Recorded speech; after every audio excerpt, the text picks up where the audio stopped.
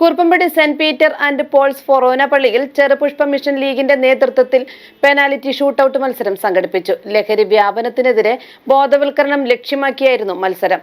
ഫൊറോന വികാരി father James Kakkuzhiyil shootout ഉദ്ഘാടനം ചെയ്തു.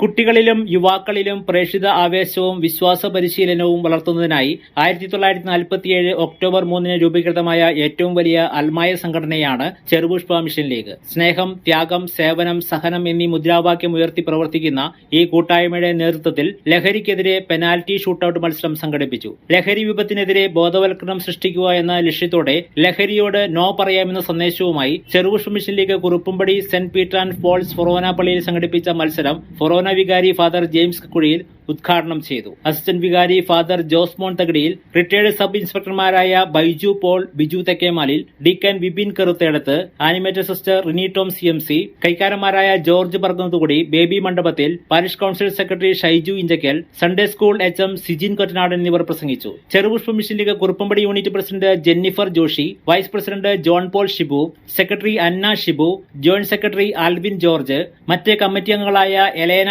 Shane, Alex Paul Sijoy, Alona Celine Justin, Ann Maria Paul, സാൻമരിയ Baiju, അന്ന Elsa സിജിൻ, Chris Paul Sijoy എന്നിവർ നേതൃത്വം നൽകി. ഞായറാഴ്ച മൂന്നാമത്തെ വിശുദ്ധ കുർബാനയ്ക്ക് ശേഷം ഓഡിറ്റോറിയത്തിൽ നടത്തിയ മത്സരത്തിൽ വിശ്വാസി സമൂഹം സജീവമായി പങ്കെടുത്തു.